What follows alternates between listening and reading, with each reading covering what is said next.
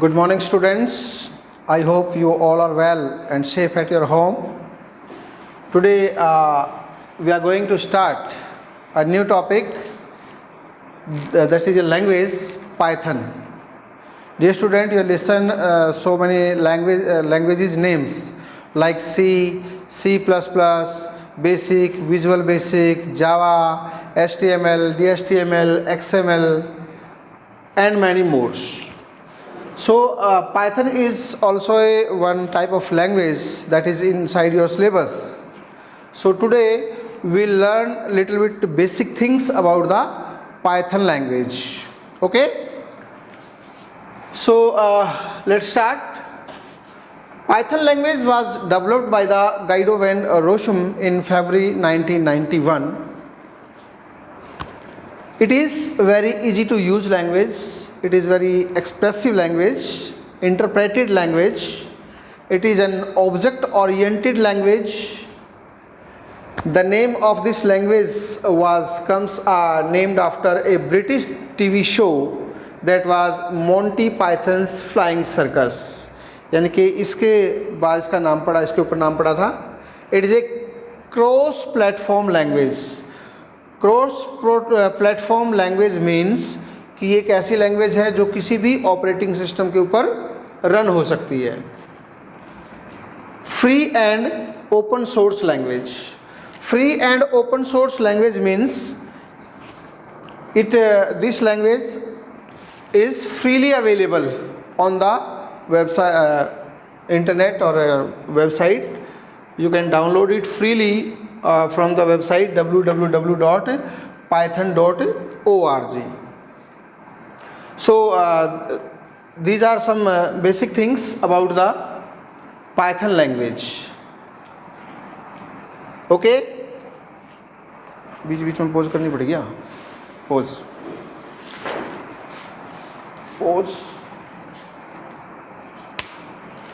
Dear students, Python को use करने से पहले हमें इसको इंस्टॉल करना ज़रूरी है अपने सिस्टम के अंदर. अपने सिस्टम के अंदर इंस्टॉल करने के लिए आपको अपने सिस्टम पे इंटरनेट कनेक्शन रिक्वायर्ड होगा.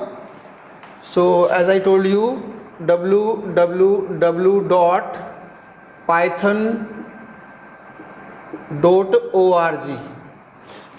जब आप इस साइट के अंदर जाएंगे तो यहाँ पर आपको पाइथन के बहुत सारे वर्जन मिलेंगे. 2.7.4, 3 की सीरीज़ में मिलेंगे. So you can download any one installation. कोई भी सपोज कोई 2.7.4 करेगा, कोई 3.7 करेगा. ये लेटेस्ट वर्जन आते रहते हैं. सो हमें कोई ना कोई एक वर्जन उसके अंदर हमें डाउनलोड करना है. डाउनलोड करने के बाद इसको इंस्टॉल करना है. ठीक है. अगर हमारे पाइथन जो है वो इंस्टॉल हो जाती है तो it is ready to run और ready to use. Dear students, किसी भी लैंग्वेज को लर्न करने के लिए, उसमें काम करने के लिए, उसमें हमें कुछ चीज़ों के बारे में पता होना बहुत ज़रूरी है. तो वो क्या क्या चीज़ें हैं? सबसे पहले अगर हम बात करें कैरेक्टर सेट.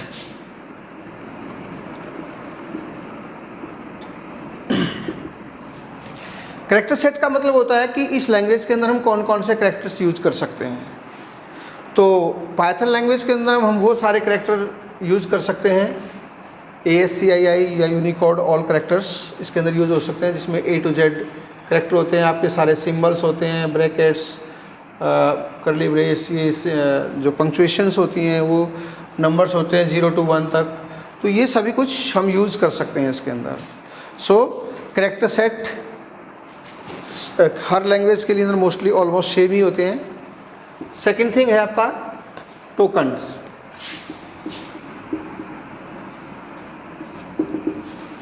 टोकन क्या है? What is token? Smallest individual unit.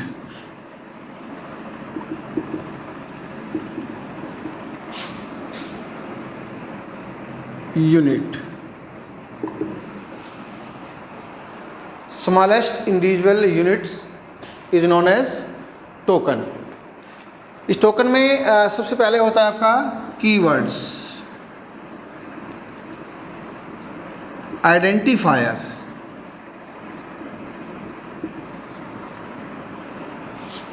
Literals, operators, okay, और पंक्चुएटर भी होते हैं इसके अंदर। चलिए ये पंक्चुएशन को रहने देते हैं, ऑपरेटर्स तक की बात करते हैं। So let's come to know little bit about them one by one कि भाई कीवर्ड्स क्या होते हैं। What are the keywords? Keywords are also known as the reserve word, reserve words. Keywords are the reserved word. They have the special meaning in the language and they cannot be used for any other purpose. इसका मतलब क्या है कि जो keyword होते हैं किसी भी लैंग्वेज के अंदर, उनका उन वर्ड्स का अपना एक मीनिंग होता है, इसलिए उनको हम रिजर्व वर्ड्स बोलते हैं। उनका जब अपना एक मीनिंग होता है तो हम इसे किसी दूसरे पर्पज़ से यूज नहीं कर सकते। तो दूसरे पर्पज़ से यूज़ नहीं कर सकते। जैसे फॉर एग्जांपल हम लिखते हैं for, while, if, etcetera. There are so many reserve words, near about between 30 to 40 keywords are there. You can see the list from the book.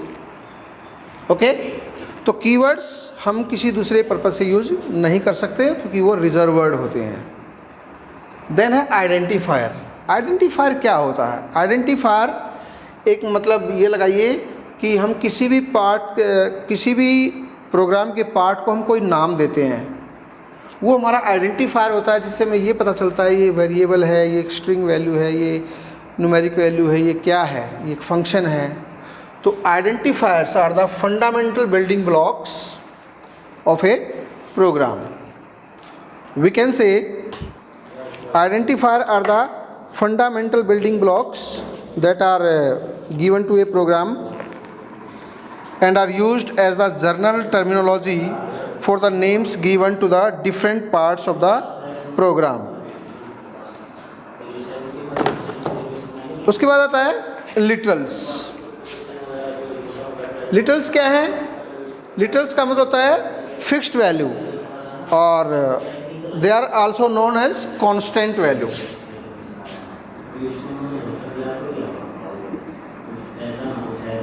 हम इनको एक बार टर्म्स को जान लेते हैं, फिर हम धीरे धीरे इन टर्म्स के बारे में अच्छी तरह से स्टडी करेंगे। एक बार आपको पता लग जाए कि एक लैंग्वेज के अंदर क्या क्या चीज़ें होती हैं, उसकी थोड़ी सी इंट्रोडक्शन आपको मिल जाए, ठीक है, तो फिर हम इनको कम्प्लीटली अच्छी तरह से प्रोग्राम्स के अंदर यूज़ करके पता करेंगे, राइट। सो आइडेंटिफायर जो है वो किसी भी नाम को, प्रोग्राम में किसी भी वेरिएबल का नाम है, फंक्शन का नाम है, वो इसको यूज़ करने के लिए हम आइडेंटिफायर का यूज़ करते हैं। लिटरल्स जो है वो कांस्टेंट वैल्यू होती है। Constant value means the value never change during the program run, जो वैल्यू चेंज नहीं करते हैं या नहीं होती है। उसके बाद आता है ऑपरेटर्स। आपको पता है कि डिफरेंट काइंड टाइप के ऑपरेटर्स होते हैं। एक सिंपल सी बात है कि आप अर्थमेटिक ऑपरेटर यूज़ करते हैं, मैथमेटिक्स के अंदर भी करते हैं, प्लस माइनस, मल्टीप्लाई, डिवीजन। तो लैंग्वेज के अंदर भी ऑलमोस्ट जितनी भी लैंग्वेजेस हैं, सारी ऑब्जेक्ट ओरिएंटेड प्रोग्रामिंग लैंग्वेज, सभी के अंदर ऑपरेटर्स यूज़ होते हैं डिफरेंट टाइप की। तो ये ऑपरेटर्स की आगे डिफरेंट टाइप्स हैं, हम आगे चलकर पढ़ेंगे डिफरेंट टाइप्स को। आफ्टर दैट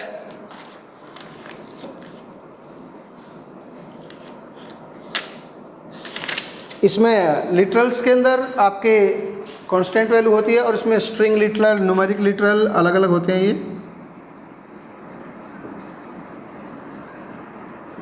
या न्यूमेरिक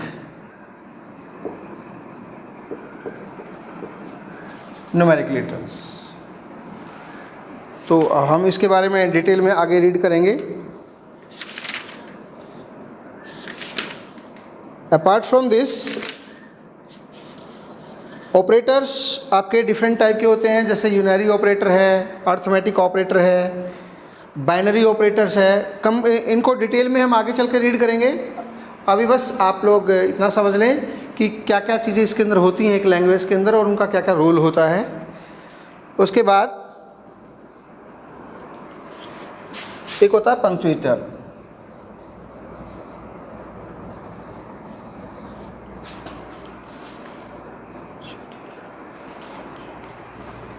पंक्चुएटर्स जिसके अंदर आपके सिंबल्स, ब्रैकेट्स, ये सब कुछ यूज़ होती हैं, ये आपके पंक्चुएटर्स होते हैं।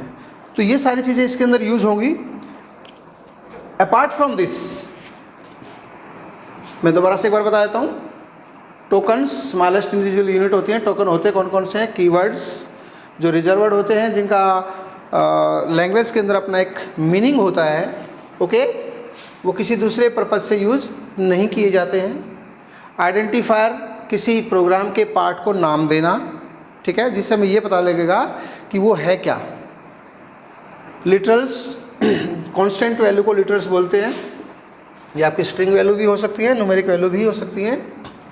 ऑपरेटर्स आपके डिफरेंट टाइप के ऑपरेटर्स होते हैं, जैसे कि मैंने बताया आपके अर्थमेटिक ऑपरेटर हैं, प्लस, माइनस, मल्टीप्लाई, डिवीजन। इसके अलावा आपके रिलेशनल ऑपरेटर होते हैं, लॉजिकल ऑपरेटर होते हैं, बिटवाइज ऑपरेटर होते हैं। Different type of operators are there. In the coming days you will come to know about these operators one by one, no problem. Punctuators आपके जो कुछ सिंबल्स होते हैं, ब्रैकेट्स और ये सब कुछ, वो पंक्चुएशन के अंदर आते हैं। तो ये सारी चीज़ें हम अपने प्रोग्राम्स के अंदर यूज़ करते हैं। Apart from this, you also require to know about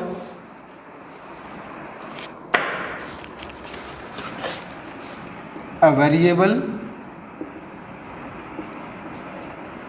input statement,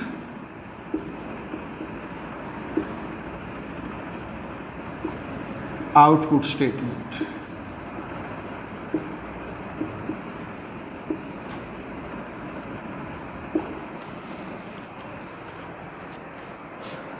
और रन द प्रोग्राम।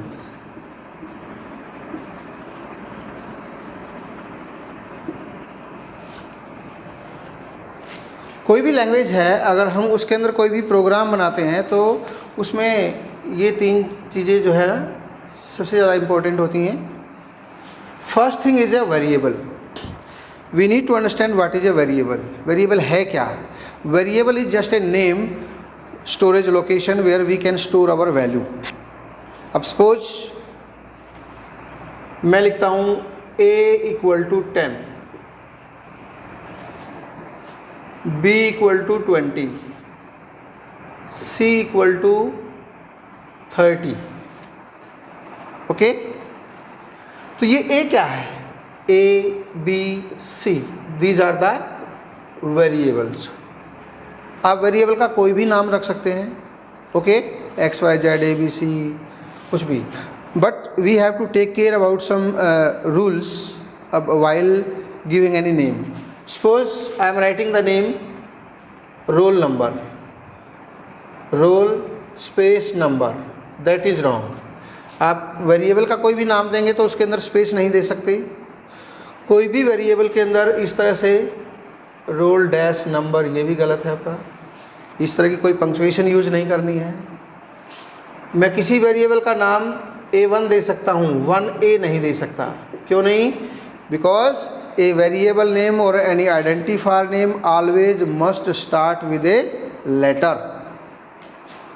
ये ठीक है, ये गलत है। तो ये कुछ छोटी मोटी चीज़ें हैं जो आपको टाइम टू टाइम पता लगती रहेंगी, राइट। और तो कोई भी वेरिएबल का नाम डिफाइन करेंगे, आप सिंपल नाम रखिए, छोटा नाम रखिए, no problem. This is the variable name, this is the value. मतलब ए के अंदर आपने 10 वैल्यू स्टोर कर दी, बी के अंदर आपने 20 वैल्यू स्टोर कर दी, सी के अंदर आपने 30 वैल्यू स्टोर कर दी। तो इस तरह से हम इसके अंदर कोई भी वैल्यू स्टोर कर सकते हैं। और पाइथन के अंदर आप मल्टीपल असाइनमेंट भी कर सकते हैं, जैसे a equal to b equal to c equal to 10। इस तरह से भी आप वैल्यू असाइन कर सकते हैं किसी वेरिएबल को। अब a, b और c तीनों की वैल्यू 10 है। अगर हम ये करें a, b, c equal to 10, 20, 30, this is called multiple assignment. Multiple variables को मल्टीपल वैल्यू असाइन कर दिया, यानी कि ए की जो वैल्यू होगी वो 10 होगी, बी की जो वैल्यू होगी वो 20 होगी और सी की वैल्यू 30 होगी। तो वेरिएबल क्या है? वेरिएबल एक नाम है जिसके अंदर हम कोई वैल्यू स्टोर करते हैं, ठीक है। अब इस वैल्यू स्टोर करने के बाद इनपुट स्टेटमेंट से पहले आप एक चीज़ और समझिए, data type. Data type, right now we are not going into the detail of everything, I am just introducing about this term, what are the use of them. Data type, हमें computer को बताना होता है कि ये किस तरह की वैल्यू है। आप किस तरह की वैल्यू में देखिए, मैं 3 चीज़ें लिख रहा हूँ यहाँ पर, a equal to 10, b equal to 25.6 और c इक्वल टू से राम। डियर स्टूडेंट, जानते हैं आप ये 3 डिफरेंट वैल्यूज़ हैं। ये वैल्यूज़ आपकी इंटीजर होती हैं, यानी कि ऐसी वैल्यू जिसमें कोई डेसिमल पॉइंट नहीं होता है, that is called integer value. और जिसके अंदर डेसिमल पॉइंट होता है जिस वैल्यू में, वो float, they are called the float value. और कोई भी वैल्यू जो आइदर सिंगल, डबल और ट्रिपल इन्वर्टेड कॉमा के अंदर एनक्लोज होती है, that is called string. Right now तो जस्ट हम केवल इन 3 डाटा टाइप की ही बात करेंगे। Python also supports some other data type also that we will discuss later. I am just giving the introduction about the data type. मतलब किसी भी variable के अंदर हम कोई वैल्यू स्टोर करते हैं तो हमें पता होना चाहिए कि उसके अंदर हम इंटीजर वैल्यू डाल रहे हैं, कि हम फ्लोट वैल्यू डाल रहे हैं या स्ट्रिंग वैल्यू डाल रहे हैं। तो आप ध्यान से देखिए, इंटीजर के अंदर कोई भी डेसिमल पॉइंट नहीं होता है, यानी कि ऐसी वैल्यू जिसके अंदर कोई डेसिमल वैल्यू नहीं है, it is known as integer value. Float value, the number with the decimal point, they are known as the float values. And any value enclosed in either single or double or even triple inverted comma, they are known as string values. In values का आगे चलकर बहुत सारा use होने वाला है, okay. तो I think now you can understand कि what is the integer value, what is the string value, what is the float value.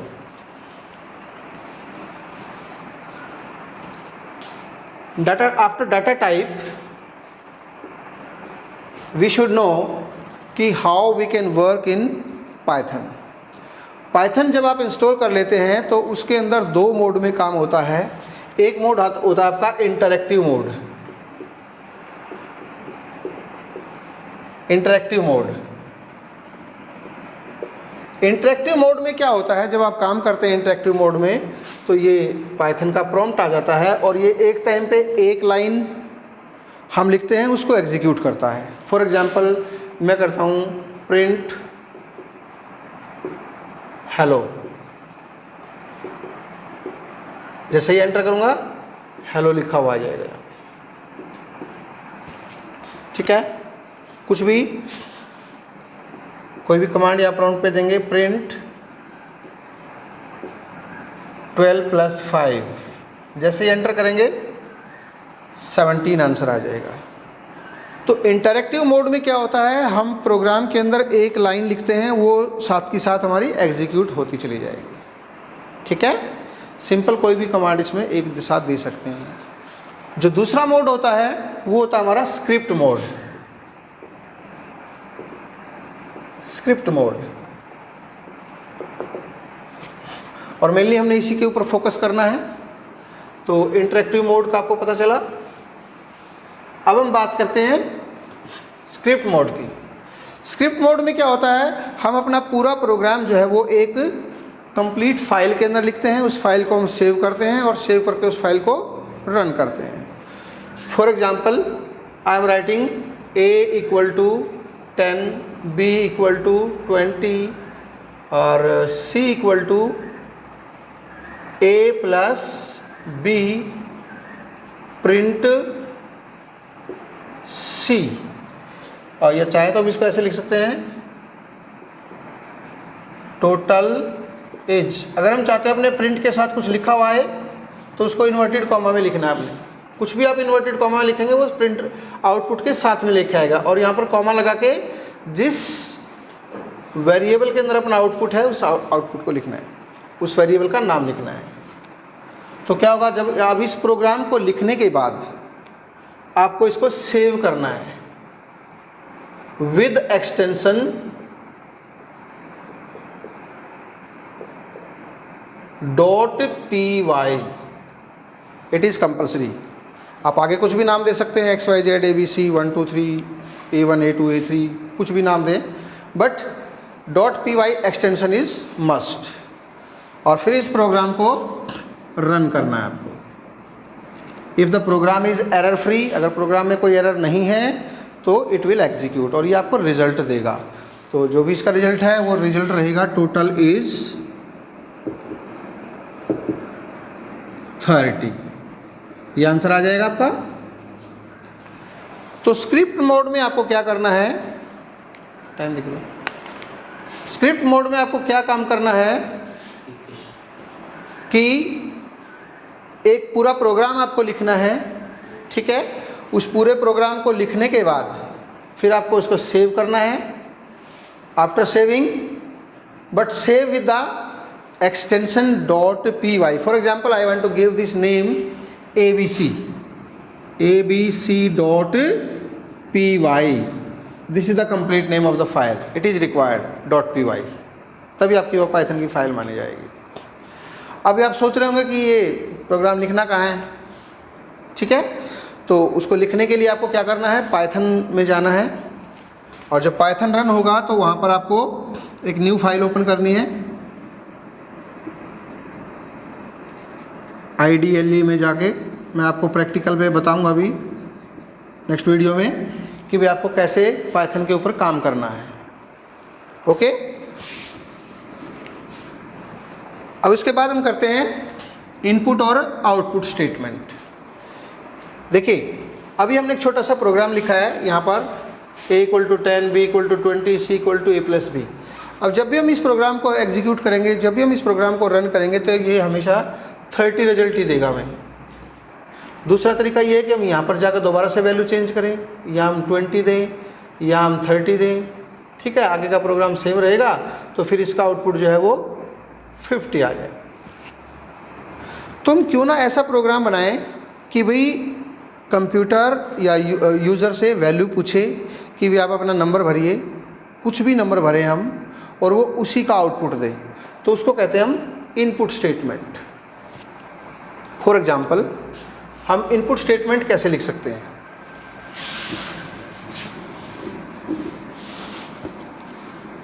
Input statement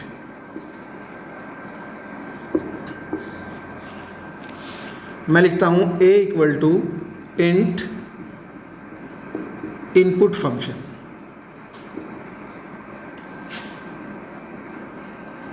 enter first number. इसको आपको इन्वर्टेड कॉमा में लिखना है, ये वाली चीज़। And use 2 bracket, 2 bracket start हुई आपकी। अभी आप इन पे मत जाइए, ये आपको लाइन याद करनी है। वेरिएबल का नाम B = int input, enter second number, okay. C = A+B। मैं चाहता हूं कि दोनों की जो भी कोई भी वैल्यू आएगी, it will edit in the variable C। Now print, this is the output statement, the sum is. Result के साथ मैं 2 लाइनों में अलग अलग प्रिंट करता हूं इसको, you can see the difference. Print और C, और मैं लिखता हूं प्रिंट द सम इज या total is comma C।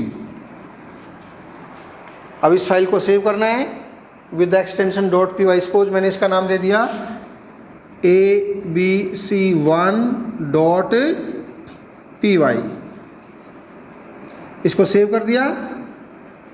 After save we have to run. For run you can also press F5। Run module नाम की कमांड मिलेगी, वहाँ सब कुछ आपको प्रैक्टिकल से दिखाएंगे।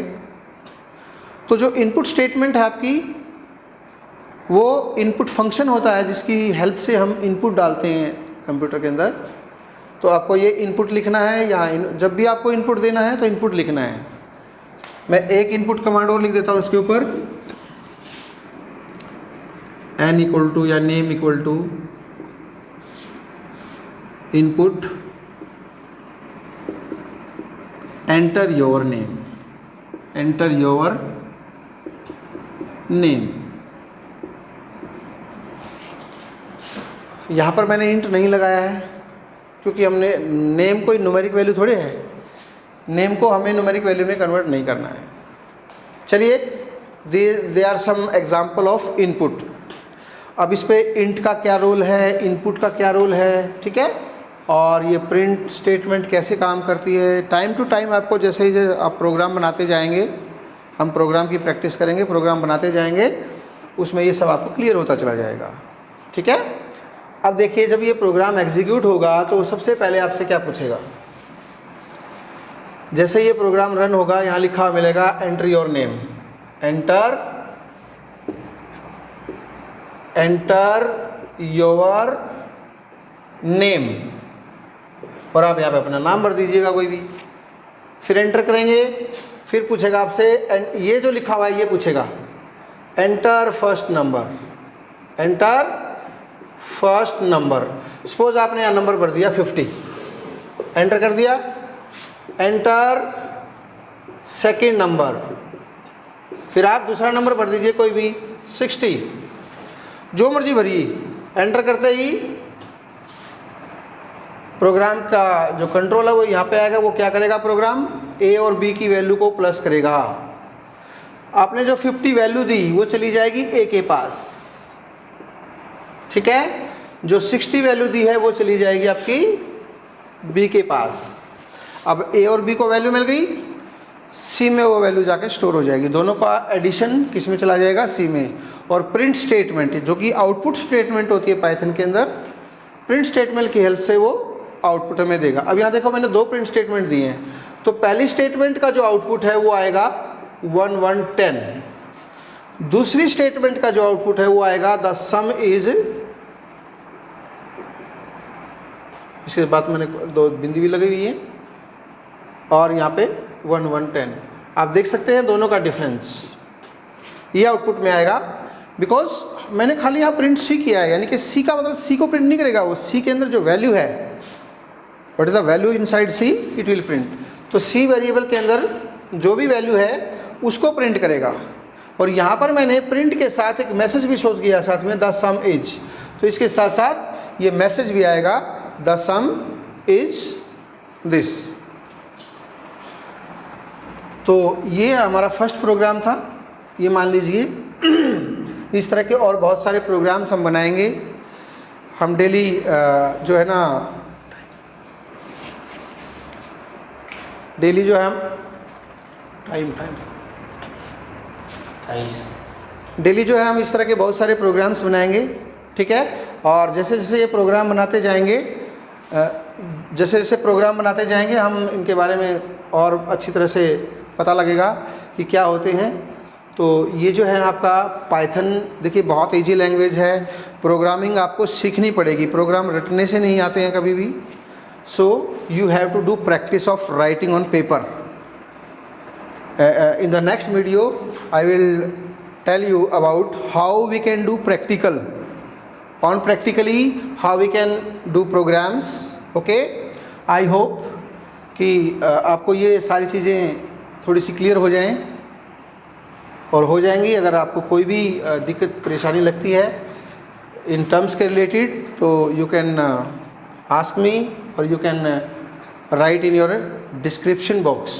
तो ये सारी चीज़ें वन बाय वन आपको कीवर्ड्स क्या होते हैं, रिजर्वर्ड्स होते हैं, ऑपरेटर्स, ये इनपुट स्टेटमेंट, आउटपुट स्टेटमेंट, और ये सब कुछ प्रोग्राम को सेव कैसे करना है, डॉट एक्सटेंशन क्या लगानी है।